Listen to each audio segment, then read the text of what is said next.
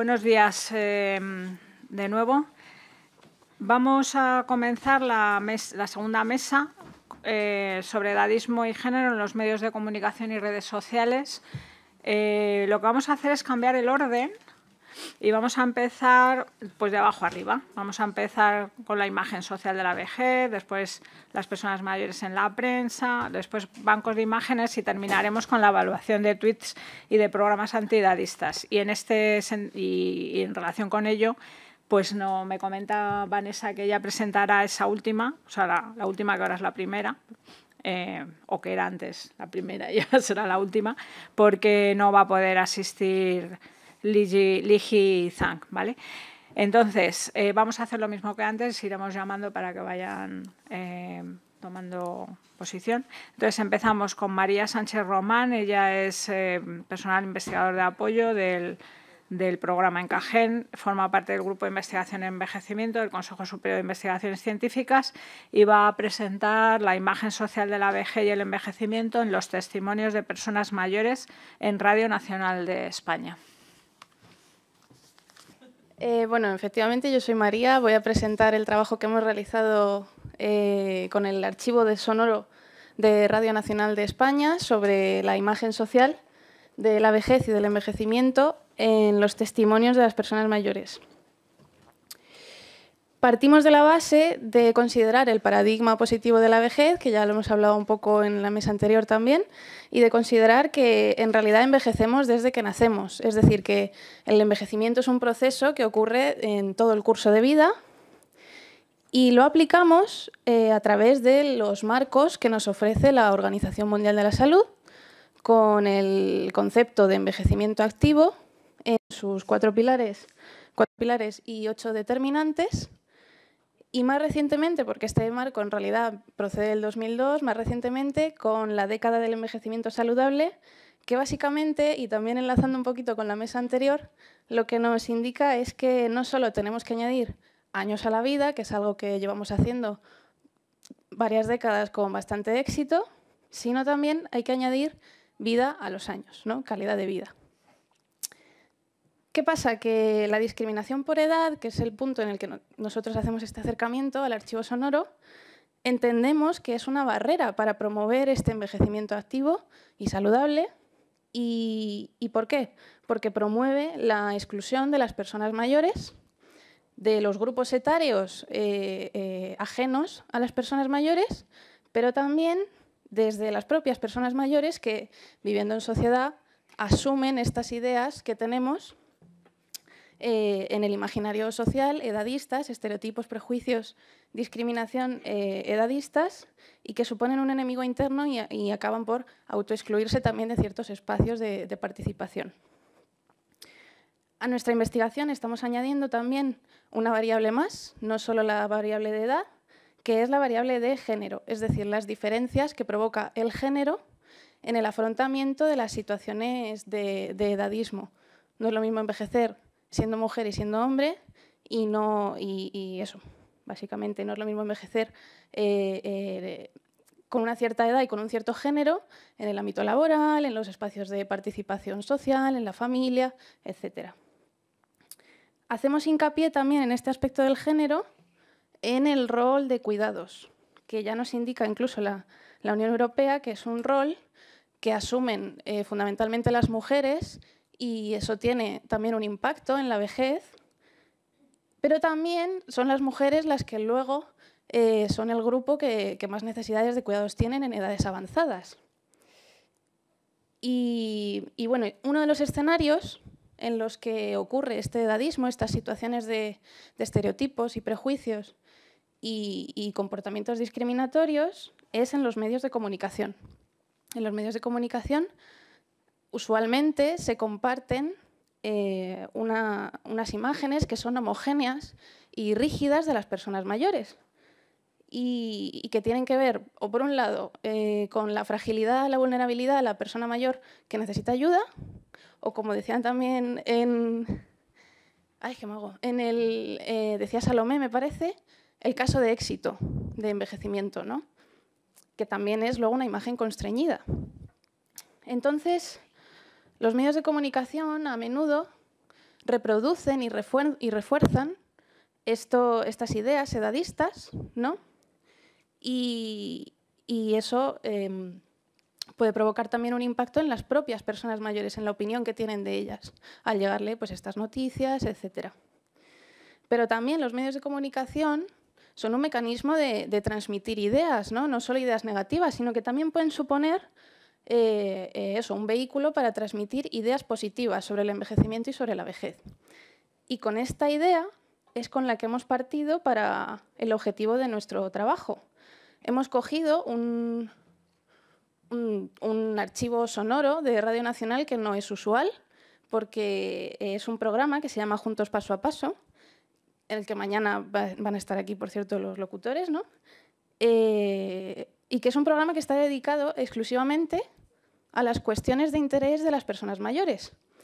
Y además, las propias personas mayores, en una de sus secciones, participan activamente con sus opiniones y sus testimonios en él.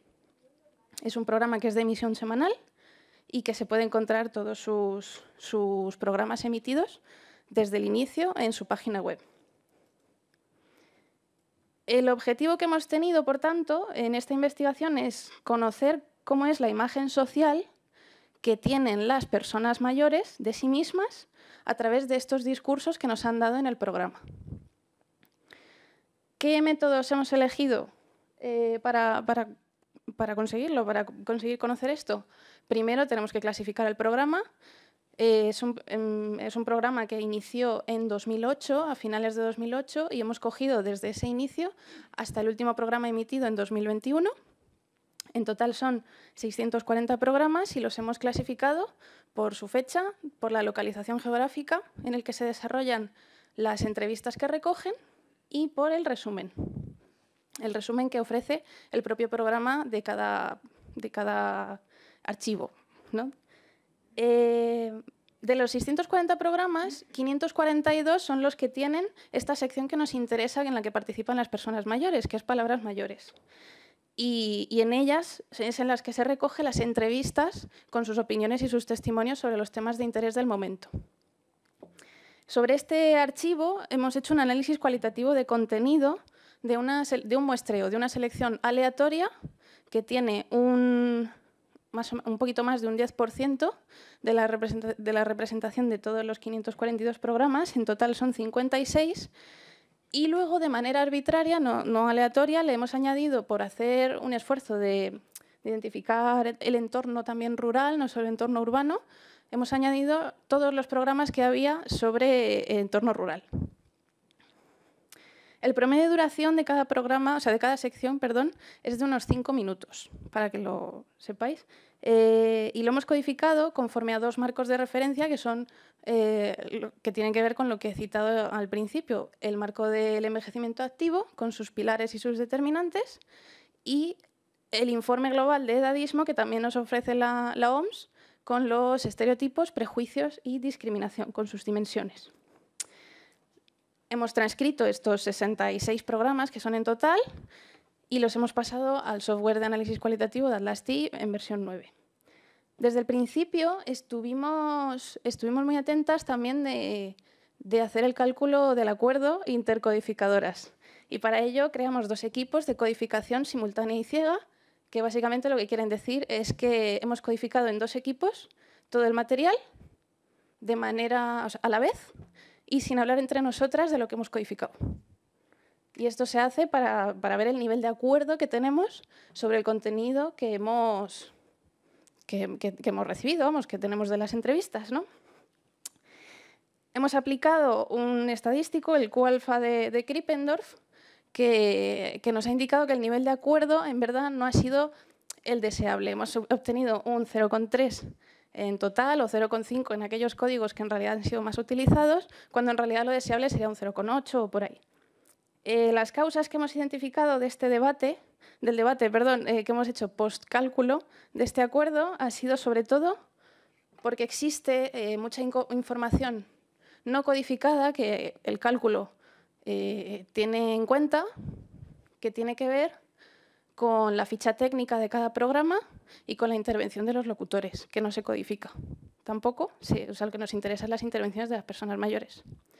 Y luego, por otro lado, también que la extensión tan cortita de cada programa, que son 5 minutos, más que provocar una dificultad en comprender qué significa cada código, nos ofrece una dificultad para interpretar porque no podemos profundizar en el contenido que nos están indicando, porque son 5 minutos al final, ¿no?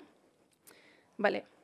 Aquí os dejo una tabla de cómo han sido el material, la distribución de las entrevistas por tamaño del municipio y señalo simplemente la primera y la cuarta fila.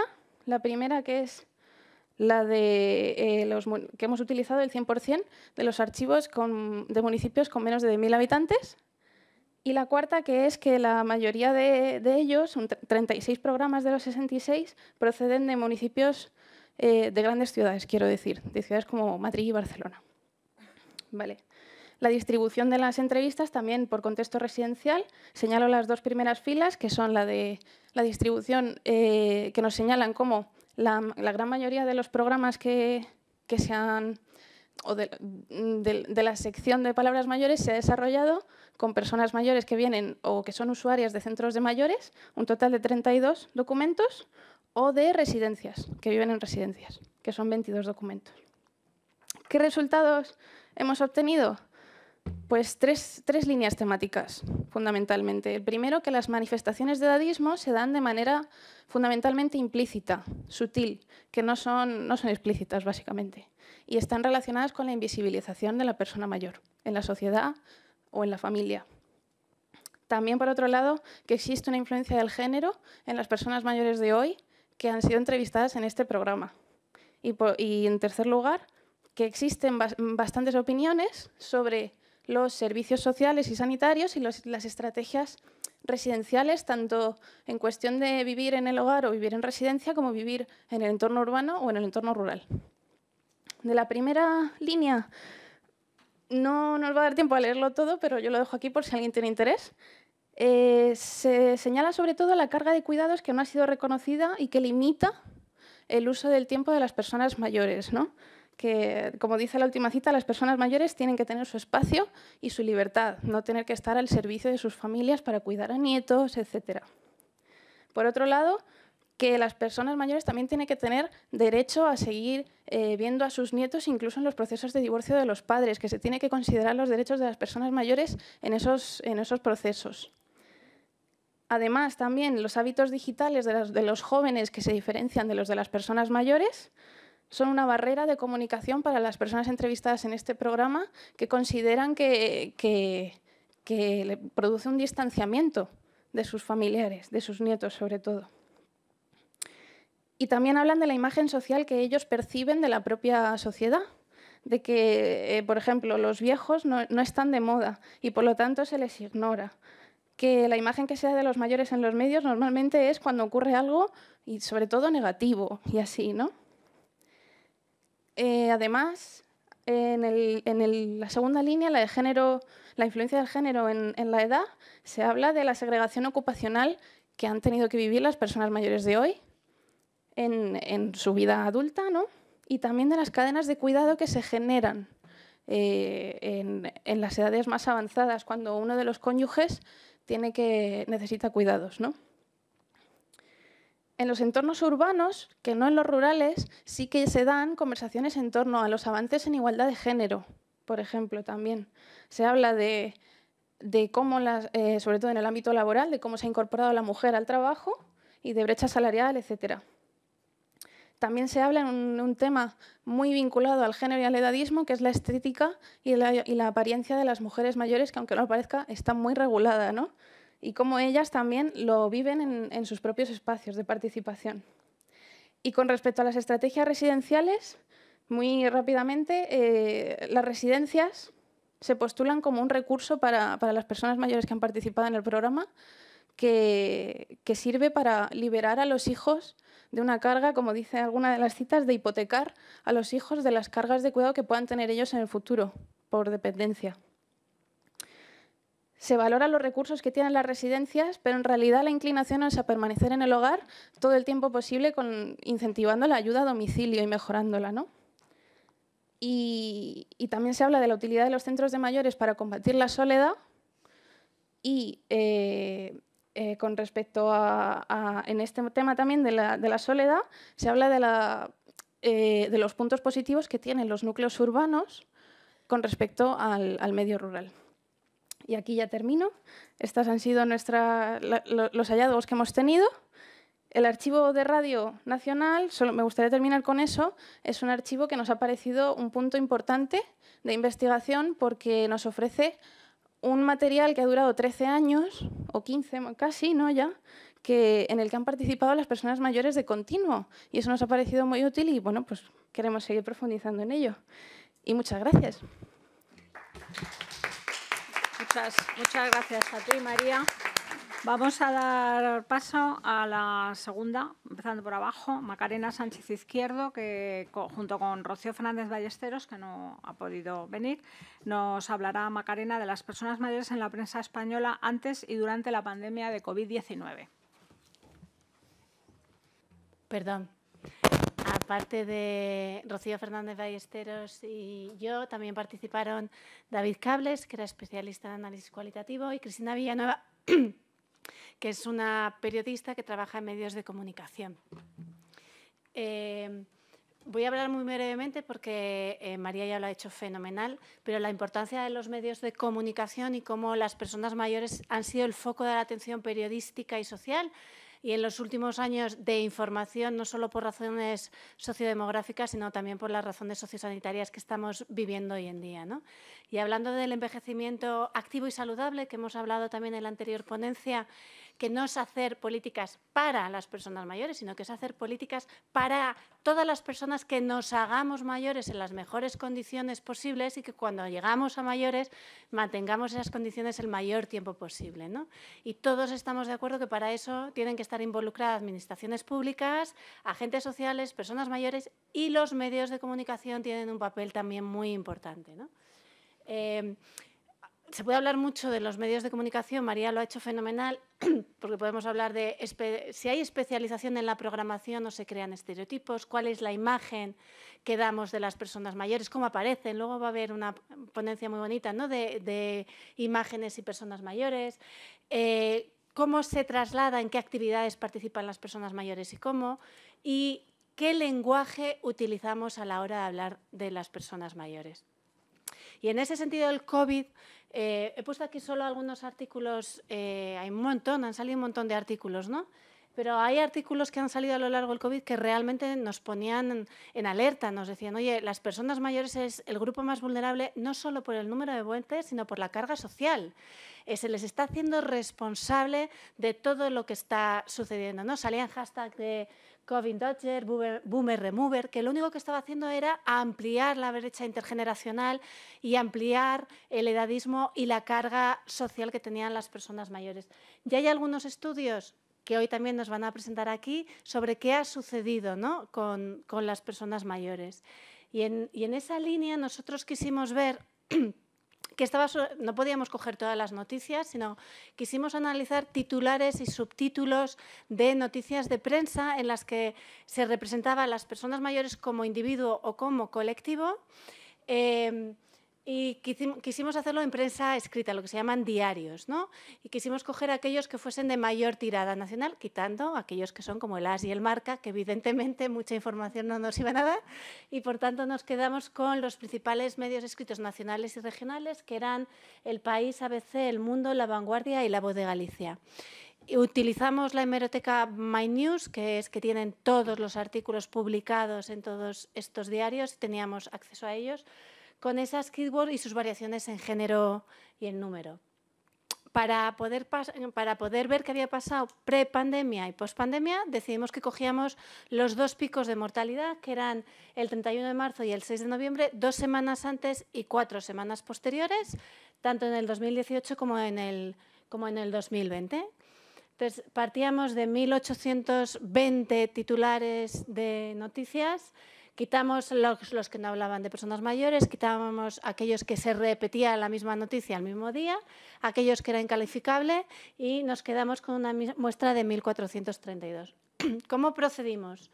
Pues se intentó crear, bueno, primero creamos una lista basándonos en la Image of Aging Scale de Levy, y uno de los investigadores codificó todos los titulares. ¿Qué sucedió con la primera codificación? Aparecieron posibles nuevos códigos y había 259 códigos a revisar. Ahí hubo una reunión de expertos de todo el equipo y decidimos cuáles eran las dudas y cuál iba a ser el manual de codificación final, ¿no? Se creó ese nuevo manual de codificación. El investigador 1 codificó, está mal puesto ahí porque no eran los 1820 originales, sino los 1300, no me acuerdo, y se seleccionaron 10% aleatoriamente y otro investigador codificó ese 10% para la fiabilidad interjueces y obtuvimos una buena fiabilidad interjueces entre los dos. De ahí generamos cuáles eran los códigos. Decidimos cuáles eran los términos edadistas que también queríamos analizar, que eran abuelos, ancianos, nuestros mayores y viejos, y un tema que ha salido sí o sí con la pandemia, que era residencias y todos los sinónimos en singular y plural relacionados con eso. Como los códigos eran múltiples, intentamos agruparlas en varias categorías, intentamos seguir el modelo de Cuda y Fiske, entonces por eso es afecto positivo, afecto negativo, es decir, esto me genera un afecto positivo hacia las personas mayores o es un afecto negativo y al mismo tiempo el papel de las personas mayores. ¿Tenían un papel activo y eran agentes o eran pacientes? Si, por ejemplo, afecto positivo paciente, pues son capaces, llenas de vida, movilizadas. Cuando son pacientes, pero también me genera un afecto positivo, están acompañadas, apreciadas o hay una deuda generacional. Afecto negativo, agentes gruñonas, infractoras, victimarias y pacientes son una carga para la familia, una carga para la sociedad, enfermas, indefensas, etc. Cuando empezamos a analizarlo, hubo varias cosas muy llamativas, ¿no? Aquello que es sobre todo significativo, perdonad que es que no se ve abajo, por eso lo redondeo ahí, no conseguía que la transparencia se viese bien. Hay un aumento significativo cuando se les ve con afecto negativo y pacientes. No me puedo acercar. En la tabla de arriba lo veis. Y en la de abajo se ve que se debe principalmente a que pasan a verse como personas enfermas y menos como víctimas. Los mayores en la pandemia son enfermos, no pueden ser víctimas. ¿Por qué? Porque como no salen de casa, pues ya nadie les va a timar o les va a robar, ¿sí? Y otra diferencia muy significativa es que en el periodo prepandemia sí había un afecto positivo y agentes. Y en cambio en la pandemia deja de haberlo. Hay una diferencia muy significativa. ¿Y esto a qué se debe? A que ya no son activas, ya no están movilizadas, pero sí son capaces. Luego volvemos a hablar de esto, ¿sí? Y en cambio en términos edadistas, el que haya un aumento significativo es de ancianos. A las personas mayores constantemente se les llama de ancianos durante la pandemia, algo que no se hacía antes de la pandemia. Y si hablamos de qué ha sucedido en los titulares, la diferencia prepandemia y en la pandemia, está clarísimo que hay dos conceptos que han emergido muy fuerte, que es tema residencias y tema muerte. Y hay una correlación muy fuerte entre las dos. Cuando se habla de residencias se habla de muerte. Pero tanto que más de un tercio de los titulares de las residencias están relacionados con la muerte, que si hablamos del total de la muestra, el 96% de los titulares que hacen referencia a las residencias pertenecen al periodo de la pandemia y el 97% a la muerte. O sea, estamos hablando de algo que realmente está emergiendo, que dices, luego nos hablarán de residencias, que creo que va a ser muy interesante, ¿no? En esa línea, ¿qué podemos ir concluyendo? Que desde luego hay una disminución muy importante de titulares que tienen que ver a las personas mayores como una acción vinculada a afecto positivo. Veníamos de una base en la que a las personas mayores las considerábamos activas y movilizadas. Y esto ha cambiado. Ahora, ¿cómo les vemos? Como enfermas. Perdón. Pero esto tiene también algo que tenemos que tener en cuenta, y es que también se disminuye que les veamos como víctimas. Ya no se habla tanto, o no se hablaba cuando hicimos el estudio, ¿no? 2020, no se hablaba tanto de han intentado robar a dos ancianos haciéndose pasar por el del gas, ¿no? Ya no había esas posibilidades. Y se ha habido, que les decía, vamos a volver a ello, ha vuelto a verlas como capaces. Y esto se ha debido fundamentalmente a la necesidad de atención sociosanitaria y a que hemos necesitado de personas jubiladas y personas mayores, médicos jubilados o enfermeros, etc., que han tenido que volver a trabajar para poder cubrir esa necesidad. Y de ahí viene el que les hayamos vuelto a ver como capaces, ¿sí? Y no podemos entender lo que ha surgido en la pandemia sin tener en cuenta residencias y muerte. Y es verdad que esto guarda una relación negativa muy importante con verlas mucho menos como activas y movilizadas y también, pero en menos medida, como capaces y tenaces y desde luego muchísimo más como enfermas.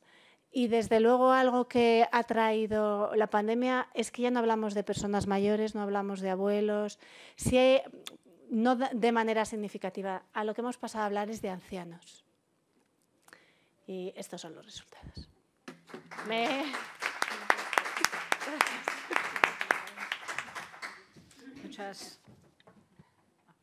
Muchas gracias, Macarena. Vamos a dar ahora paso a Alba Ayala, vinculada al programa a través de la Universidad Carlos III de Madrid, pero también forma parte de la red de investigación en enfermedades crónicas, salud, atención primaria y promoción de la salud. Y ella nos va a hablar de los bancos de imágenes y representación de las personas mayores, evaluación etnográfica desde un prisma de género espacial interseccional. Gracias, Gloria. Bueno, os voy a presentar los resultados de un estudio que hemos realizado y que le hemos mandado el artículo a la revista Land y está ya en proceso de revisión. Esperemos que pronto se publique. Bueno, a modo de introducción, sabemos que hay bastantes estudios sociológicos que analizan las imágenes de las personas mayores y del proceso de envejecimiento. En este sentido, el análisis de imágenes nos permitiría darnos una visualización de la construcción social del envejecimiento. ¿Qué serían los bancos de imágenes? Son portales, que pueden ser de acceso libre o no, que contienen fotografías, ilustraciones, vídeos, vectores o iconos y a los que podemos acceder, ver y descargar para utilizarlo en diferentes ámbitos, ¿no? Eso de manera virtual. Y, bueno, la investigación basada por eso surge este estudio, ¿no? Porque la investigación basada en trabajos de campo a partir de bancos de imágenes virtuales todavía es escasa y bastante reciente, y son muy pocos los estudios, además, que vinculan las perspectivas de género, espacial e interseccional.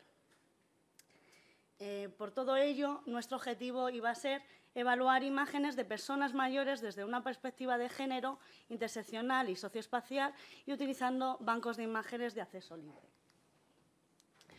Se realizó una metodología cualitativa, ¿vale?, que es denominada etnografía virtual. Se utilizaron como bancos de imágenes, estos que aparecen aquí, FreePic, Canva, Pixabay, Storyblocks y Pexel. Se realizó un trabajo de campo que duró aproximadamente 3 meses y se buscaron conceptos tanto en inglés como en castellano que fueron personas mayores, vejez, edadismo y tercera edad.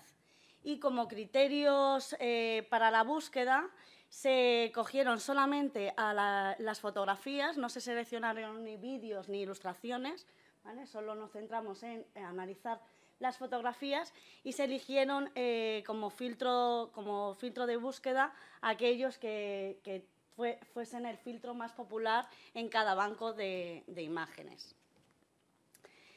En total se seleccionaron unas 150 imágenes. De cada una de las imágenes se cogieron 22 variables. Aquí se pueden observar algunas de las variables recogidas.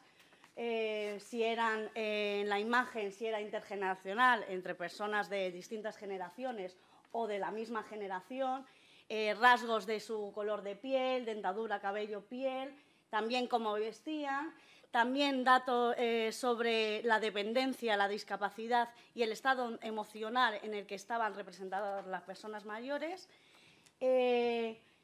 cómo se relacionaban esas personas mayores y el entorno en el que aparecían, ¿no? El espacio, la descripción del espacio y la actividad que desempeñaban. Como resultados, primero, de las 150 imágenes se observaron que un 43% eran personas solas 35 mujeres, más de la mitad eran mujeres, 42% hombres y 2 imágenes en las que no se sabía muy bien, bueno, que eran de género no binario.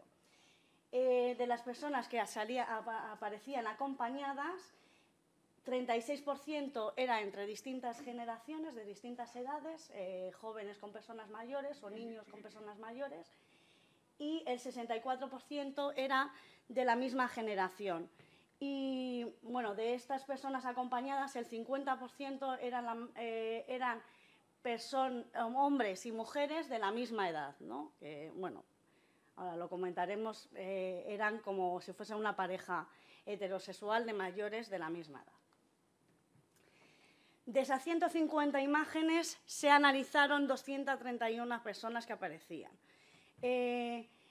Viendo un poco las características, se observa, por ejemplo, en el cabello, un 33% tenían el cabello blanco y el 31% el cabello gris, ¿no? Era lo más representativo de las imágenes. Y luego un 50%, bueno, casi la mitad de las 231 personas aparecían con la piel arrugada. Y el siguiente sería un 24% que tenían la piel, aparecía como estirada, ¿no? Bueno, en cuanto a la dependencia y el cuidado de las personas mayores, vemos en la gráfica de arriba a la izquierda, un 41% eran imágenes de estudio, eran imágenes de retrato, ¿no? Seguido por 34% que se veían a las personas mayores realizando algún tipo de actividad, y el 21% no se observaba que realizasen una actividad específica, que era actividad pasiva. En cuanto, si vamos a la gráfica de abajo, sí que vemos que la mayoría se observan mayores independientes, no con algún tipo de dependencia, un 17% reciben cuidados y el 13% reciben cuidados de una persona más joven. Y en cuanto a las diferencias por género, sí que lo vemos en el gráfico de más a la derecha, sí que se observa como un mayor porcentaje de hombres realizando actividades ahí se escucha mejor, vale, de ámbito laboral, ¿vale?, tecnológico o de ocio, mientras que a las mujeres tenían un mayor porcentaje realizando actividades pasivas, deportivas o más domésticas también, ¿no? Tiene un mayor porcentaje de actividades domésticas. En cuanto al entorno, al espacio donde se encontraba y el estado emocional, analizamos el estado emocional en cuanto al espacio en el que se encontraba. Bueno, primero se observó el 54% de las imágenes, se observaban que las personas mayores estaban alegres, se encontraban alegres, y un 40% no se reconocía por eso, porque eran se podían ver muchas imágenes, a lo mejor que se veían las manos solamente. Y en cuanto al espacio y a la alegría, sí que se veían personas, por ejemplo, se encontraban más felices en entornos en el exterior, con un mayor porcentaje en los parques, ¿vale? Y en cuanto a la tristeza, sí que se veían más tristes cuando se encontraban en el interior. En el interior se refiere al domicilio, ¿no? Y bueno, sí que se ha visto que había pocas imágenes que se encontraban personas mayores en residencia.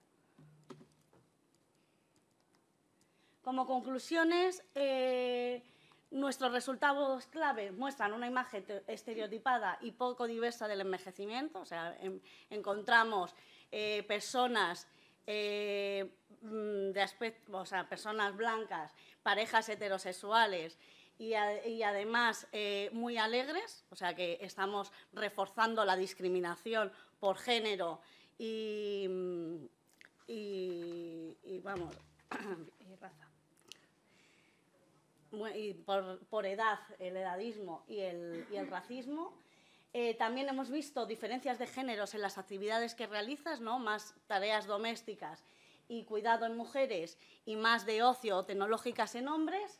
Y tampoco hemos visto, que es lo que queríamos nosotros también observar en cuanto al espacio y al medio ambiente, encontrar unas personas mayores como actores activos en el cuidado y conservación del medio ambiente. Bueno, nuestra evaluación va a contribuir a vincular la conexión de los problemas y desafíos actuales con la discriminación por edad, sexismo y otras exclusiones derivadas del territorio y aspectos socioespaciales, pero también sabemos que se necesita más investigación y estamos llevando a cabo una segunda fase del trabajo de campo para ampliar la muestra y ampliar más las evaluaciones de imágenes. Voy a presentar brevemente lo que se está realizando ahora, que se está ampliando con otras bases de datos diferentes a las que se han analizado todavía, 300 imágenes, ¿vale? También se están analizando otros conceptos nuevos y como resultados preliminares sí que hemos encontrado también un porcentaje alto de actividad, que es bastante actividad, también 43% de retratos y un 20% de pasivos. Y también se ve casi el 50% de las imágenes de personas mayores que se encontraban en un estado alegre. Bueno, y se me había olvidado comentar que el artículo la primera autora es Georgiana Livia, y también agradecer al resto de colaboradoras por dejarme participar en este artículo. Muchas gracias. Muchas gracias, Alba. Tengo que decir que Alba Ayala es especialista en estadística y ha hecho un esfuerzo importante, ¿no?, en el tema de la metodología, sí, para llevar a cabo, para contribuir, digamos, en este trabajo, bueno, más de corte más cualitativo, aunque se han dado datos, sí, pero es de corte cualitativo. Sí. Muchas gracias, Alba. Y vamos a terminar con la comunicación, evaluación de tweets y de programas antiedadistas desde un enfoque de género y virtual, que no ha podido asistir Liji Zhang, entonces lo va a presentar, si le parece bien, Vanessa. Me parece bien y voy a intentarlo también como lo haría Li, que ella ha estado presentando todo, bueno, esto en algún congreso en el que ha ido recientemente y tiene mucha más experiencia que yo, pero bueno, voy a intentar conectarlo también con lo que ha comentado Alba, ¿de acuerdo? Gracias, voy. Ahí, ¿o? No, subo. Ah, Lo dicho, voy a intentar presentarlo también como lo haría Li, pero ni en broma, ¿eh? Bueno, sobre todo porque ella junto a Georgie, Mercedes, Esther, Marisil, yo también un poquitín, pero he contribuido menos. Entonces, voy a comentaros qué es lo que hemos hecho realmente en esto, en este análisis, que también pues pensamos que saldrá una publicación, pero bueno, ahora os cuento lo que hay.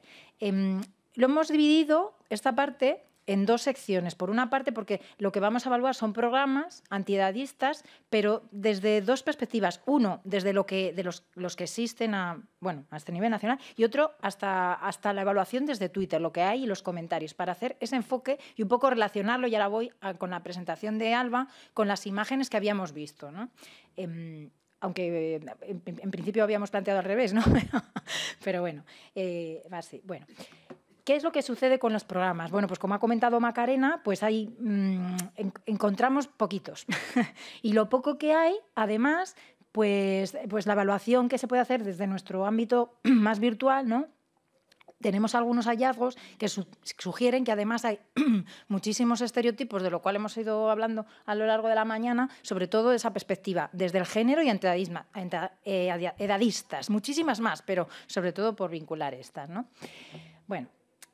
¿Cuál es el método que se ha utilizado? Se trató de esa forma virtual, como he dicho, desde un enfoque socioespacial con género, inclusivo y sostenible. O sea, también aquí un poco algo que tampoco es novedoso, pero bueno, el hecho de que se habla de la sostenibilidad del propio programa desde el enfoque que os podéis imaginar, desde el que tomamos con los pilares, etcétera, etcétera, ¿no? O sea, que también desde el ámbito medioambiental, aunque se toca muy por encima en la mayoría de los programas.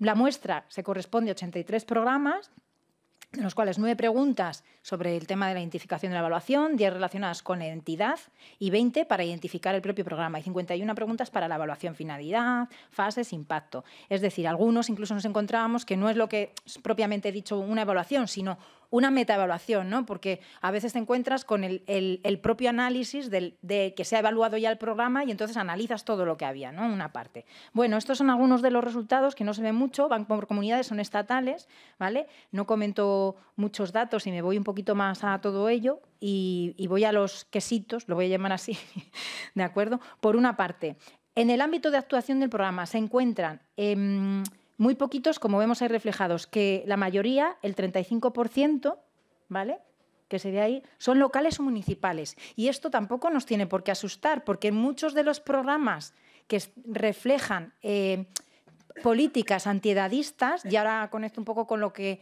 preguntaba la secretaria también esta mañana sobre la soledad no deseada, están enfocadas sobre todo en ciertas imágenes sociales, ¿no? Voy a llamarlo así, si me permitís.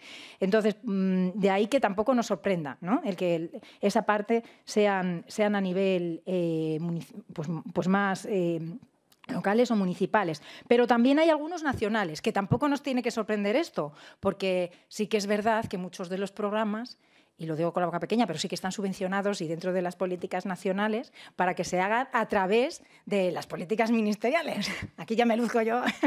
Bueno, pero es verdad, ¿no? Es que, entonces, sí que es cierto, y como se comentaba también a lo largo de la mañana, que sí que hay ciertas políticas que están reflejando, o sea, igual no se ven directamente en los programas electorales y tal, pero sí que nos vienen desde la política europea, que se recogen en nuestras políticas nacionales, porque tenemos un gobierno social, ahora sí, y porque luego se llevan a cabo, ¿vale? A nivel nacional, a nivel también comunitario y a un nivel más municipal, o sea que sí que existen ciertos programas. Que además hay acciones positivas, por lo menos llegamos hasta ahí. Oye, no sabemos si la evaluación puede ser... Perdón. Pensaba que era el mío. Que la evaluación puede ser a un nivel más eficaz o menos eficaz, pero sí sabemos que es positivo, ¿eh? Luego veremos a ver en estudios longitudinales o transversales dentro de unos años, a ver si realmente, como comentaba Macarena, a ver si ha habido esa eficacia, ¿no? Si realmente existe o no. Bueno, también sobre el tema de género. Bueno, y aquí el género también vamos a verlo un poco con pinzas, porque desde el análisis que hacemos nos limitamos ya a lo que es casi el sexo, prácticamente, hombre-mujer. Pero claro, el género ya sabemos que va más allá. O sea, es decir, llegamos a ver qué programas hay que sí que se enfoca desde una perspectiva, por lo menos reflejando el sexo. Ahora, el siguiente paso, ya lo pongo también para conclusión, sería ver a ver qué programas hay que nos llevan un poco más allá, ¿no? A otro tipo de... al género, al LGBTI y todo esto, ¿no? Y todo aquí, ¿verdad?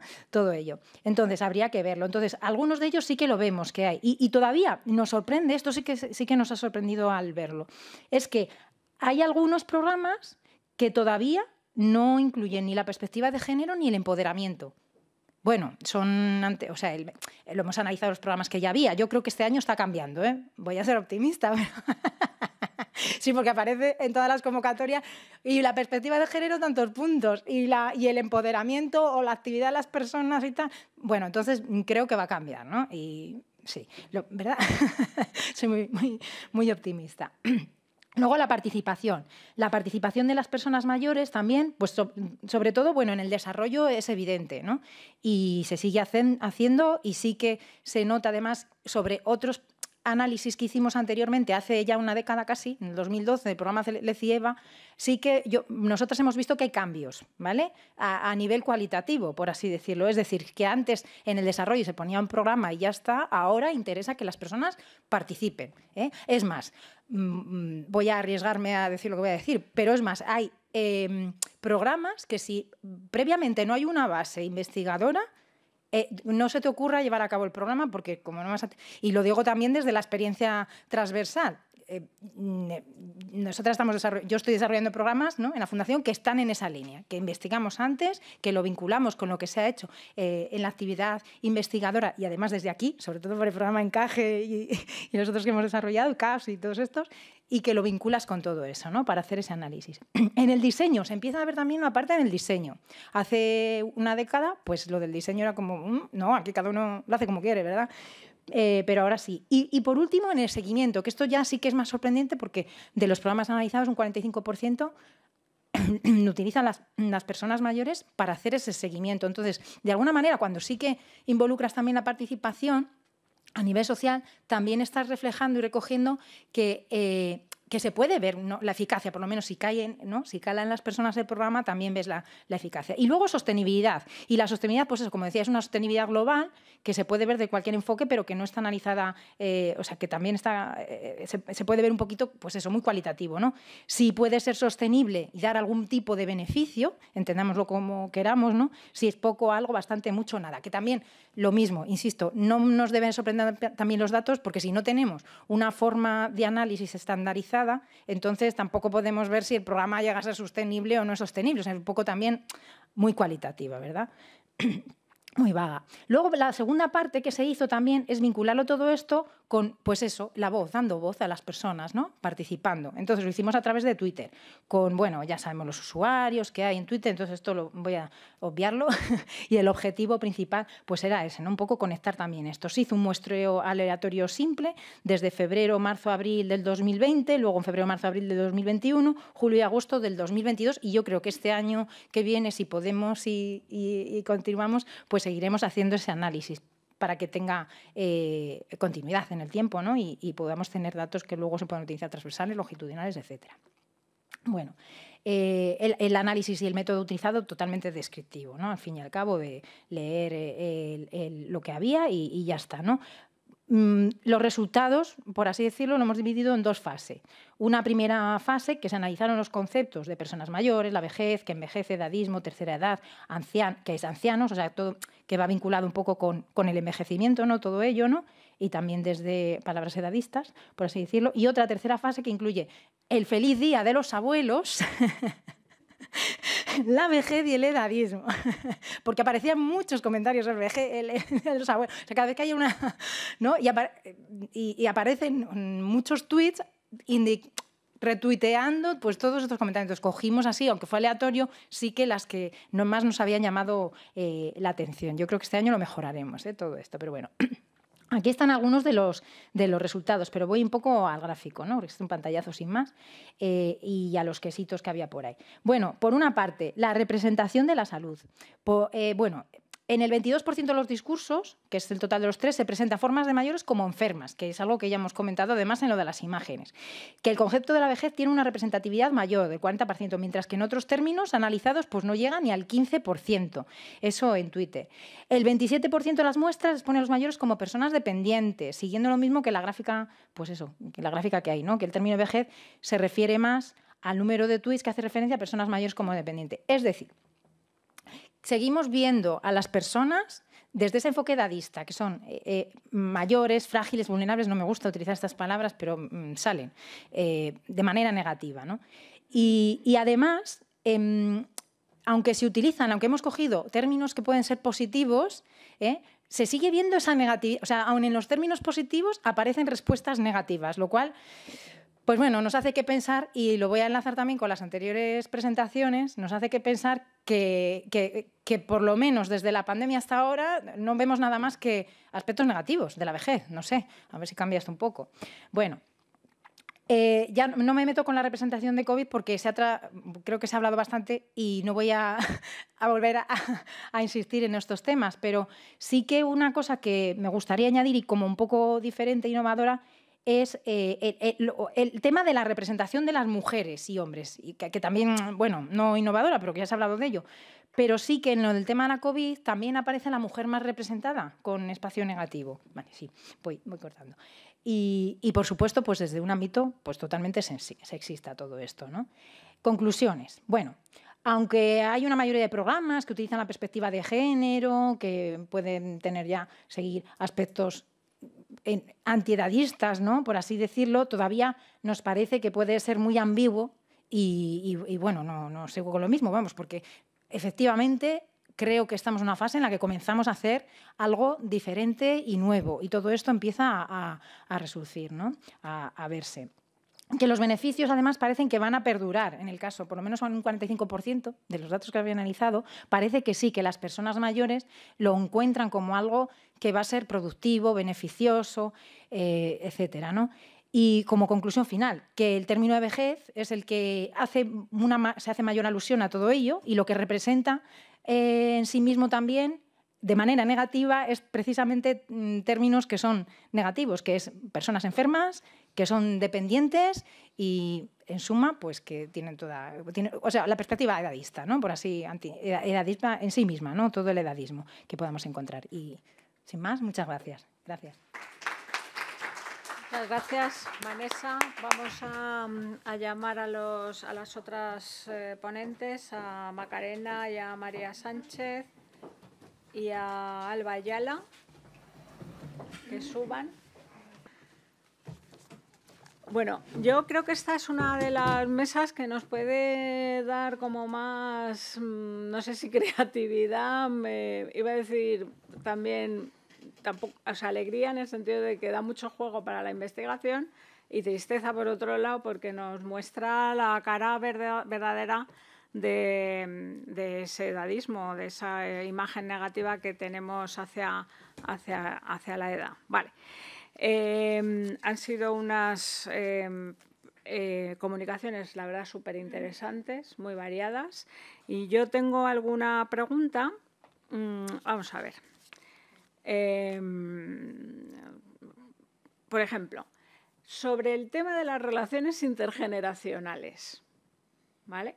Que se sabe, porque hay estudios hechos, que ayudan a minimizar los estereotipos y el edadismo, pero sin embargo nos encontramos, y entonces esto ya diversifico, ¿vale? la pregunta, nos encontramos con que hemos visto que en el programa de Radio Nacional, pues a las personas mayores lo que dicen es que tienen problemas de brecha, sobre todo brecha digital, para relacionarse sobre todo con sus nietos, ¿no? Que sabemos que la relación de las personas mayores con sus nietos es una relación especial, no de ahora, lo sabemos de siempre. Entonces tienen problemas y nos comentan eso. Pero es que luego también me da, a ver, Macarena presenta así los medios de comunicación y tal, pues que las noticias lo que hacen es las noticias que ha habido, o que habéis antes, durante y después, seguro que ha hecho incidencia la COVID, pero además, seguramente tampoco antes ni durante, o sea, se habla de esas relaciones intergeneracionales, ¿no? Entre personas mayores y desde luego menos aún con lo de la COVID, ¿no? Lo de los ¿cómo era? Lo de boomer remover, ¿no? O sea, qué faena tenemos aquí con los mayores que nos quitan los recursos, ¿no? Y eso lo dicen los jóvenes. Pero seguimos oyendo ese tipo de cosas, ¿vale? Ese tipo de planteamientos de que las personas más jóvenes tienen peores sueldos que las pensiones, ¿no? Y bueno, ¿y de quién es la culpa? ¿No será del pensionista? ¿No? O sea, será del empresario, público o privado. Bueno, lo que ha comentado sobre el tema de lo que ha comentado Alba de las imágenes, pues si no recuerdo mal, la mayoría son retratos, pero luego además suelen ser parejas heterosexuales, o sea, quiero decir, parejas más o menos de la misma edad, o sea, también la intergeneracionalidad también como que casi brilla por su ausencia. Y finalmente, en el tema de los tweets, ahí ya no lo tengo tan claro, porque en realidad el medio que se ha utilizado para evaluar es un medio ya muy joven, digamos, ¿no? Pero bueno, un poco alrededor de esa idea, si queréis incluso ampliar algunos resultados que no hayáis podido comentar y ahora también podéis comentar algo al respecto.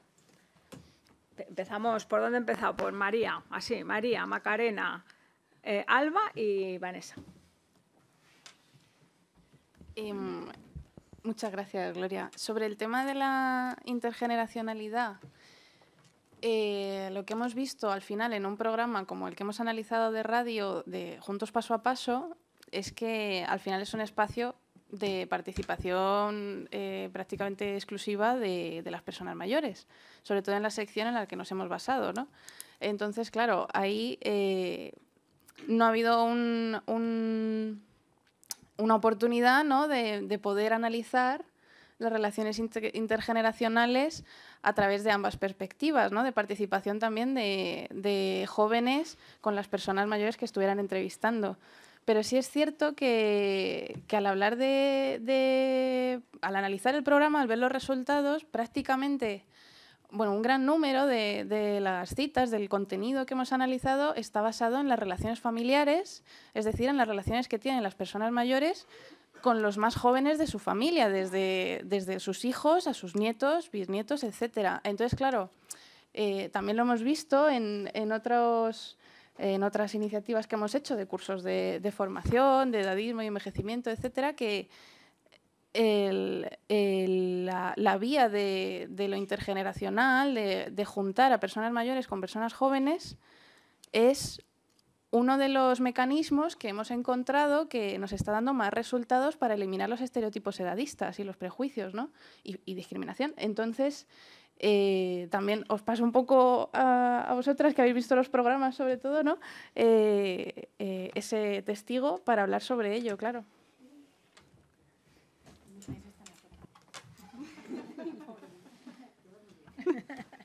Si no os gusta, me tenéis de todas las mesas, ¿eh? A ver, con los titulares, algo que no he dicho, y es verdad, porque no había diferencia significativa prepandemia y en la pandemia, pero es verdad que en la pandemia, cuando había un titular sobre abuelos, correlacionaba con deuda generacional. ¿Por qué? Pero no aparecía de manera significativa, ¿no? Pero es verdad que esa relación existía, porque abuelos es algo familiar. Entonces, si yo hablo de abuelos, entonces sí relacionaba con... Hay una deuda generacional. Pero es verdad que los titulares y lo que nos ponen todos los estudios que se han realizado durante el COVID es esa brecha generacional tan grande, que era lo que os decía antes, ¿no? No solo socialmente, sino es que se les veía a los mayores como que han vivido más allá de su utilidad y se están comiendo los recursos de las generaciones futuras. ¿Y eso qué ha provocado? Que los jóvenes digan que se están comiendo mis recursos. Y entonces la brecha entre generaciones es más larga. Si además pensamos en cuáles son las medidas que se han impuesto durante el COVID, ¿qué es lo que nos decían? Tenemos que recluir a las personas mayores, que son los vulnerables. Esas medidas tan acomodaticias, tan sobreprotectoras que han hecho separar aún más a las generaciones. Y esa brecha generacional se ha ido acrecentando. ¿Cuál es la solución? Los programas intergeneracionales. Que si ya de antes nos decían que eran útiles, imaginaros ahora, es que ahora vas a un colegio y preguntas ¿quién tiene contacto con los abuelos? Y con el COVID muchos han desaparecido el contacto con los abuelos. Y eso es lo que crea el que tengamos una visión realística, real de quiénes son los mayores. Esta mañana preguntabais si el edadismo teníamos constancia de qué sucede en los sanitarios. Los sanitarios y las personas que trabajamos con las personas mayores, cuando trabajamos con personas mayores que están enfermas, somos los más edadistas porque generalizamos. De hecho, hay un estudio aquí que hizo la SEG, hay estudios internacionales bueno, hay un montón de estudios sobre eso, ¿no? Y al final es que los sanitarios y profesionales de la SEG de distintas disciplinas, incluidos psicólogos, médicos, etc., somos discriminativos sin quererlo. Alzamos la voz cuando entra un mayor sin preguntar si oye bien o no oye bien. Usamos diminutivos. Les decimos como el pater, ¿no? ¿Qué es lo que tiene que hacer? O sea, que al final discriminamos. Entonces, las generaciones futuras o tienen este contacto intergeneracional para volver a valorar el conocimiento, las habilidades de los mayores y la gran heterogeneidad de los mayores, o la brecha no va a disminuir. Yo creo que sí que pasa por ahí. Educación más, sobre todo contacto intergeneracional y que conozcan a nuestros mayores, que la sociedad que tenemos, yo soy muy dada a decirlo, yo estoy aquí porque mis padres y mis abuelos han hecho que este país esté así. Y lo que somos todos, yo creo que todos los que estamos aquí es gracias a nuestros mayores, ¿no? Y yo se lo digo mucho a los alumnos y a quien me escucha. se deben todo nuestro respeto, porque si vosotros estáis en la universidad y tenemos el nivel de vida que tenemos, es gracias a nuestros mayores. Y tenemos que dejar que las generaciones que están creciendo conozcan a nuestros mayores y los valoren. Pero también tenemos que trabajar con nuestros mayores. Perdonad, y ya termino. Porque muchos tienen miedo y se creen menos capaces que las generaciones que vienen ahora. Y tenemos que trabajar con ellos la autoestima, el empoderamiento, y que ellos mismos se quiten su propio edadismo de no valer. Yo creo que tenemos que hacer las dos partes. Generaciones que llegan y nuestros mayores, para que haya ese contacto e interconvivencia. Y me callo ya. Bueno, un poco comentar los resultados que hemos ido viendo. La verdad es que si ya se retrata en lo que nosotros hemos visto, ¿no? En las imágenes que hay en Internet, ya se retrata así al mayor, o sea, el 40% salían ya directamente solos, solo una mujer o solo un hombre. Y luego de esas personas que se veía la relación intergeneracional era un 30%, o sea, que sí que es mucho menor. Bueno, vosotros sabréis mejor cómo lo de los programas, sí que me parece que sería útil. Y aparte también la persona mayor, hacer ver también que el joven también tiene cosas que enseñarle, ¿no? Que muchas veces es como estos jóvenes que ahora tal, pues un poco también ellos podían aprender y los jóvenes aprender de ellos también. Un poco más. Bueno, pues yo solo por completar, como las tres ya han dicho todo lo que tenían que decir, y por añadir algo más. Yo desde hace años y con el equipo de la Carlos III, lo que sí que tenemos claro es que, o yo creo que desde siempre hemos tenido claro, es que debe existir ese contacto intergeneracional. Eso es evidente. Lo difícil es llevarlo a la práctica. Poner programas intergeneracionales que conecten a las dos partes es complicadísimo.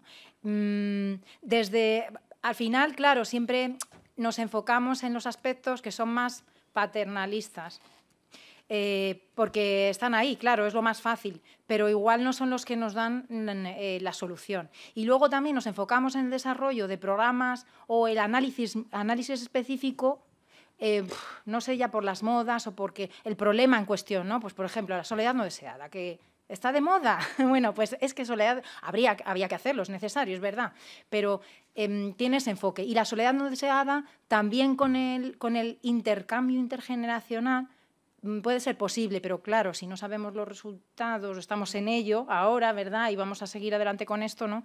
Tenemos que tener esos resultados ya, porque si queremos ponerlo en funcionamiento, entonces como que vamos un poquito ahí. Y luego también otros aspectos, por ejemplo, desde otros programas de corresponsabilidad.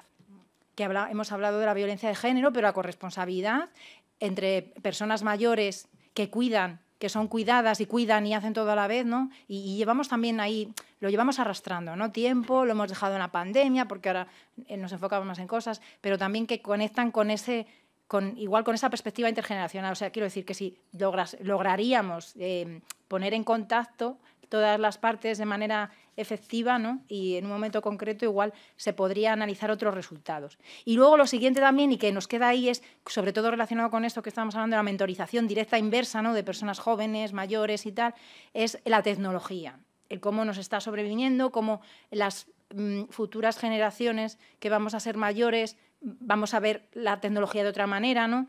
Y cómo esas personas jóvenes también la ven de otra forma. Entonces, ¿quién mentoriza a quién? ¿En qué momento? ¿Cómo va a evolucionar? Y cómo va a haber el cambio, ¿no? Y a todo eso le unimos también pues, los contextos de crisis que nos vienen desde el 2020. Primero hemos empezado con la COVID, ahora seguimos con las crisis bélicas, luego seguimos con más COVID, con otros virus o lo que sea. ¿No? O sea, esto a lo mejor es un contexto de crisis al que tenemos que, de alguna forma, normalizar, voy a decir como la violencia, porque no nos queda otra, no podemos salir de ello, ¿no? Entonces, a lo mejor, pues sí que podríamos hacer. Y por último también, y el que también nos está llegando en este momento y del que no sabemos nada, son los programas que hacen ese intercambio sostenible, intergeneracional y todo ello. O sea, ya esto es el extremo, ¿no? Y me refiero ya a lo que está, voy a poner la moda, el tema energético. O sea, no solo el tema medioambiental, como hemos dicho, en cuanto a imágenes y tal, que no se representan, totalmente aislado, sino encima, además, con la circunstancia de qué es lo que sucede y cómo va cómo va a evolucionar todo esto, ¿no? Y no solo en el contexto social, sino lo de la pobreza, a lo mejor se puede analizar, pero más allá de todo eso, ¿no? El cómo se desarrolla. Entonces, pues bueno, pues poner un poco ahí de esas líneas, no creo que no he aclarado nada, sino al contrario, pero ponerlas ahí un poco sobre el foco de la mesa, ¿no? Que está todo relacionado con todo esto. Hemos llegado a la hora, pero voy a dar una palabra, porque además es que... Pero bueno, 2 palabras, pero que aporten, ¿vale? No, por favor. Perdona, ¿era? Ana. Bueno, pues a ver, a mí me ha parecido muy interesante porque además es novedosísimo. El papel, bueno, no es novedoso el papel de los medios de comunicación, pero siempre es cuestionado y necesario, pero sí el análisis sobre medios y además los distintos medios, ¿no?, con los que hoy día nos manejamos. Primero voy a hacer las preguntas, porque me han surgido en relación con diferentes trabajos presentados, ¿no? ¿Por qué en el trabajo de imágenes, por qué solo habéis centrado en fotografía y no, por ejemplo, en vectores, que, bueno, quienes nos manejamos en el entorno y buscamos y trabajamos con ello, sabemos que hay multitud de vectores que podrías, bueno, que yo creo que hubiera cambiado muchísimo el resultado. Entonces es la pregunta. Pregunta también en relación con prensa. ¿Por qué centrarlo en medios escritos, en prensa escrita y no en prensa online? Que bueno, pues desde hace unos años también lo tenemos aquí y cada vez bueno, con mayor alcance. En relación con... Ay, Vanessa, sí, que era programas y redes. Bueno, ¿por qué Twitter y no Facebook? Por ejemplo, siendo Facebook una red más usada por personas mayores, ¿no? Y tampoco, y quedándose en el centro, porque Twitter tampoco es la de los más jóvenes, tenemos Instagram o ahora ya TikTok, ¿no? Y bueno, y alguna más que podríamos... Pero una que se queda ahí muy intermedia, ¿no? Y quería hacer esas preguntas. Y luego, bueno, ahondar no. Decir que estoy totalmente de acuerdo con la implantación de proyectos intergeneracionales que están ya más que estudiados y que nos dicen lo que nos dicen. Pero estoy con Vanessa. La dificultad, por ejemplo, desde lo público, vamos a centrar ahí. Yo que me encuentro, lo digo un poco por experiencia propia en estos últimos meses, desde lo público y en centros de mayores, por ejemplo, ¿no? Aquí en Madrid, bueno, pues nosotros, o yo, voy a hablar yo, tenemos claro la necesidad de trabajar e implementar esos cambios, modificar la orientación que existen en los centros, más dirigidos a trabajo y a relación intergeneracional y centros cívicos más abiertos, bueno, lo que ya la literatura nos arroja, ¿no? No solo aquí, sino en Europa.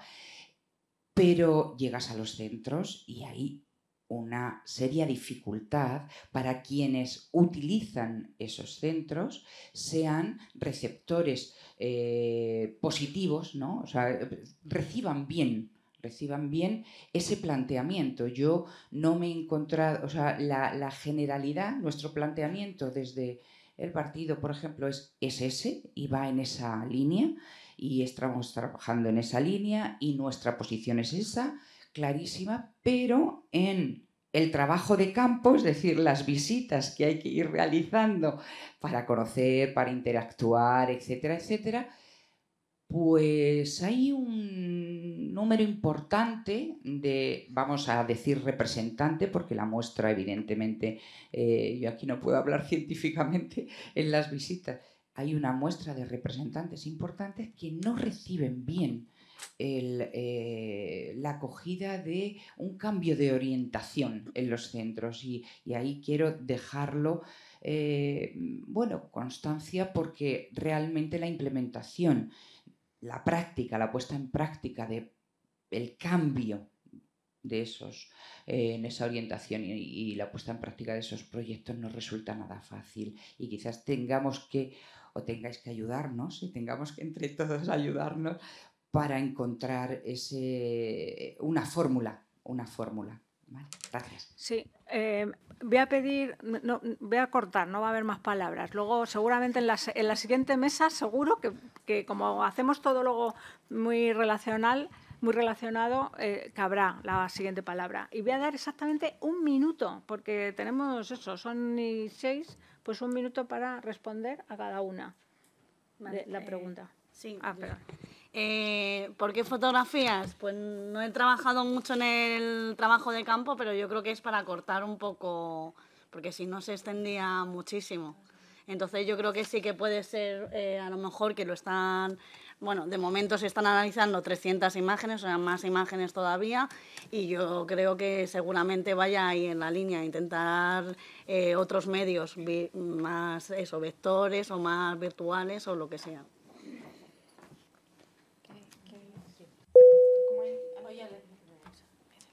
Yo, vale.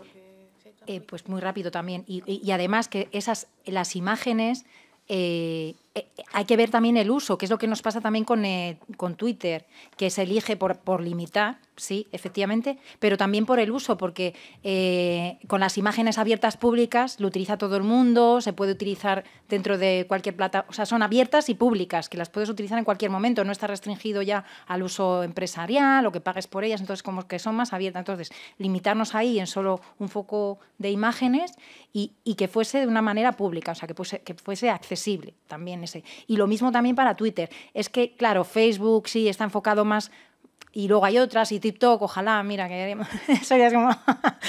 Pero uno, por limitar, Twitter tiene muchos más comentarios y además que en Twitter, aquí le doy el uso inverso también de la usabilidad, que en Twitter también nos caben mucho empresas, instituciones y todo, cada vez un poquito más. También instituciones veo mucho por Facebook y tal, depende a quién vaya dirigido y sí que es verdad, pero bueno, quisimos un poco limitar. Y también por esas fórmulas, porque aún así viendo las palabras positivas, o sea, haciendo un aspecto positivo, vemos también el impacto que puede tener en perfiles más jóvenes, o sea, no sabemos quién está detrás, pero el impacto que dejan las personas jóvenes, palabras que supuestamente deberían verse como positivas, pues bueno, esto ya en Twitter, pues cuando vayamos a TikTok no sé ya lo que... cuando lleguemos. Gracias. Bueno, pues cerramos esta mesa, ¿no? Macarena. Ay, perdóname. Sí. Pero es muy rápido. Si nos planteamos que fuesen titulares en online, pero eso es otra investigación. Y al final decidimos que empezábamos por prensa escrita, que además es la que más utilizan las personas mayores, y en otro momento se haría prensa... sí, porque es completamente diferente los términos que utilizan y la manera de comunicar. Entonces son 2 investigaciones diferentes y decidimos empezar por una y luego continuar con otra. Bueno, disculpa, María. No, quería darle la palabra a Macarena, que no se olvidara, pero vamos, que... Vale, no, si quieres comentar algo. Bueno, que no sé, que al final es muy complicado, ¿no?, el tema de los programas intergeneracionales y que también a lo mejor hay mucho, rescatando también lo de la mesa anterior, con el tema de la autoexclusión de las propias personas mayores, a ser reticentes, lo que tú decías, ¿no?, a hacer un modelo de cambio que permita que se implanten estas iniciativas también. Y ya sí que termino. Claro. Pues muy bien, cerramos esta mesa y preparamos la siguiente.